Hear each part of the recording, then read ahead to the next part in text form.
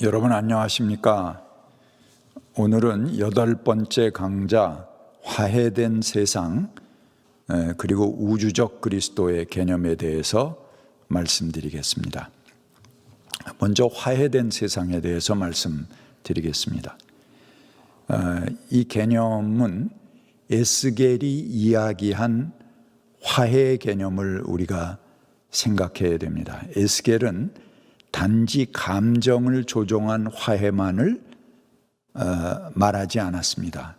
그의 화해라는 것은 화해된 세상, 즉 하나님 중심의 세상으로 회복하는 것을 화해라는 개념으로 말합니다.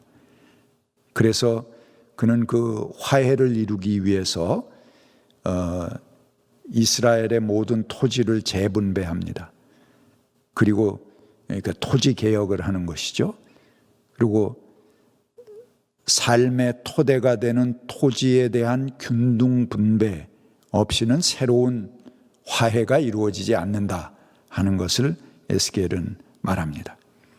에스겔은 이스라엘 초기 토지 분배에서 제외되었던 레위 지파도 그 분배에 참여시킵니다. 그래서 다시는 레위 지파가 약자 신세로 전락할 필요가 없게 만들어 버립니다. 그래서 모든 지파에게 위도상 일직선으로 자르듯이 토지를 분배합니다. 에스겔이 강조하는 진정한 12지파의 화해, 그것은 땅을 균등하게 나누어 갖는 토지 개혁을 통해서 시작되는 개념을 말합니다. 그러니까 성경의 화해, 이 에스겔이 말한 화해는 단지 정신적이고 심리적인 화해만을 이야기하는 것이 아닙니다. 그것은 구체적인 삶의 토대를 함께 나누어 갖는 화해, 즉 화해된 세상을 말합니다.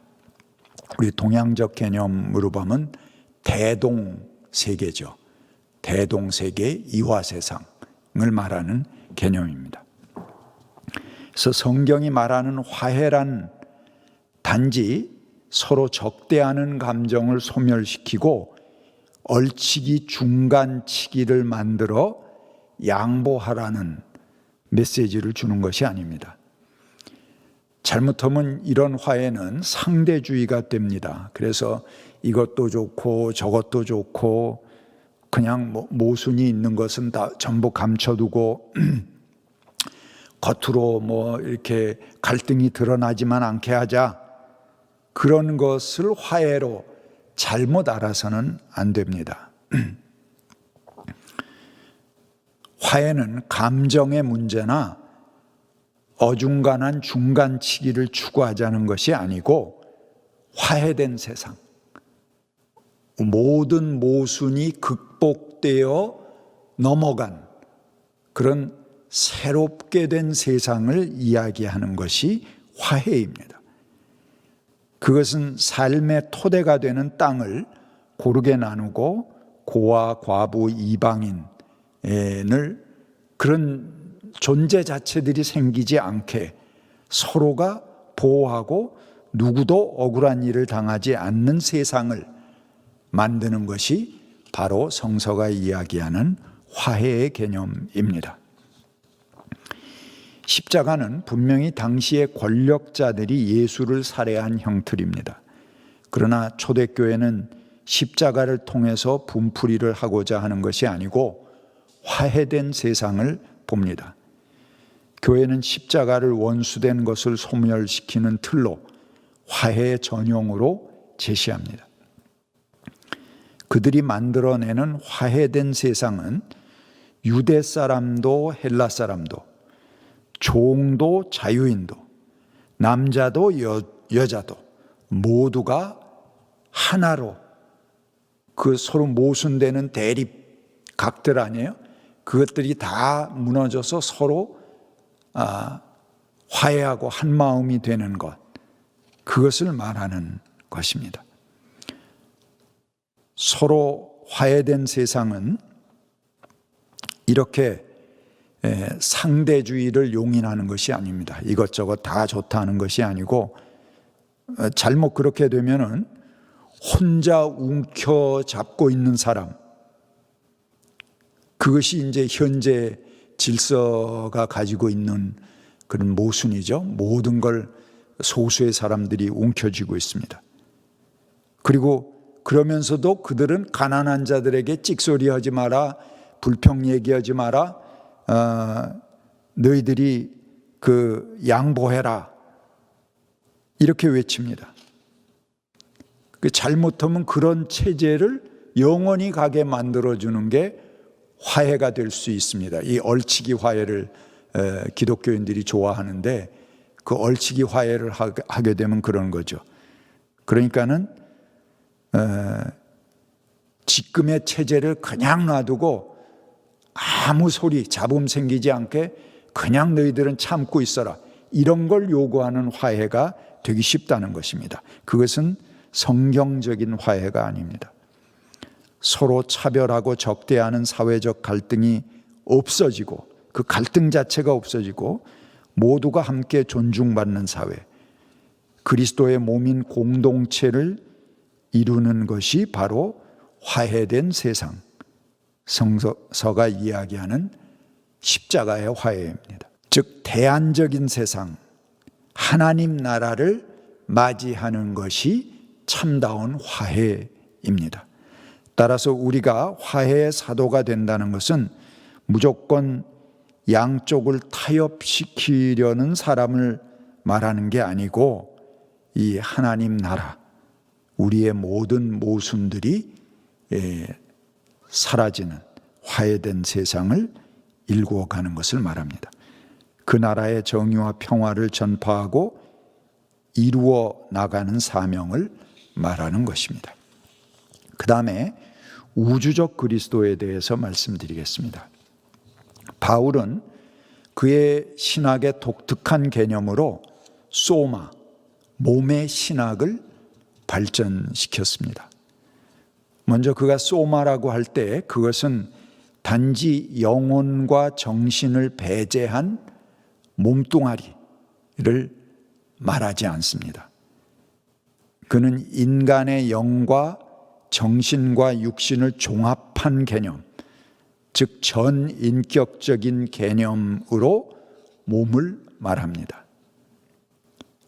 그리고 그는 한 단계 발전된 의미로 그리스도를 머리로 한 공동체를 그리스도의 몸이다, 그렇게 표현했죠.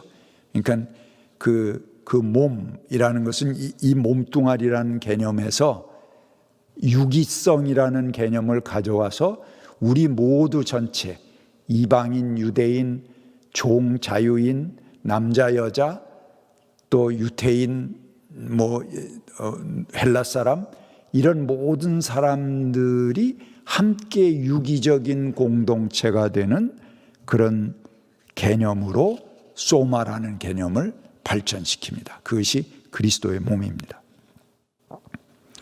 이것은 예수가 단지 그의 몸으로 살았던 30년 남짓한 역사적 살 안에만 존재하는 그런 분이 아니라는 것을 말합니다. 예수의 몸으로서의 삶은 2000년 전에 팔레스타인 안에 사셨던 그 짧은 예수의 생애, 33년 최대한 잡아야 그렇게 되는 거죠. 그 기간을 훨씬 넘어 있다는 것을 말해 줍니다. 이제 그리스도의 몸으로서의 삶은 그를 위해서 생애를 바친 예수님의 제자들의 삶으로 연장되어집니다. 그들의 핏줄 속에 존재하고 로마의 원형 경기장에서 순환받는 역사의 현장에서 순교의 길을 가신 그분들의 삶으로 연장되어집니다. 왜? 그들이 다 예수를 따라간 거잖아요. 그리스도의 삶을 산 거잖아요. 그리스도의 몸으로서의 삶을 산 거기 때문에 그리스도의 그 삶이 33년 거기서 딱 끝나버린 게 아니라는 것입니다. 그를 따르는 모든 사람들의 삶을 통해서 연장되고 확장되어 간다는 것입니다. 또 그에게 최고의 영광과 경배를 돌리며 살아온 신앙의 선조들의 삶으로 자신의 몸을 바쳐서 그리스도를 따라간 모든 신앙인들의 삶으로 연장되어집니다. 오늘 의로운 길에 서고자 헌신하는 모든 사람들의 숨소리와 핏줄로 그의 삶은 이어집니다. 그래서 그리스도의 거대한 몸에 우리는 역사적 시간을 넘어서 삶의 공간적 차이를 넘어서 참여하게 되는 것입니다. 그래서 거대한 공동의 몸을 이루게 됩니다. 이것이 우주적 그리스도의 개념입니다. 예수님의 몸과 인격은 가마득한 옛날 33년 역사 안에 갇혀진 몸, 이미 결정나 있는 인격이 아닙니다. 그분의 인격과 삶은 열려 있고 지금도 자라고 있습니다. 그분을 향하는 수많은 진실의 고백들을 통해서, 그분을 따르는 삶의 실천을 통해서 그리스도의 인격과 몸은 지금도 자라고 있습니다. 에베소서 4장 16절 말씀입니다. 공동번역으로 읽겠습니다. 우리의 몸은 각 부분이 자기 구실을 다함으로써 각 마디로 서로 연결되고 얽혀서 영양분을 받아 자라납니다. 그리스도를 머리로 하는 교회도 이와 같이 하여 사랑으로 지체를 완성해 나가는 것입니다.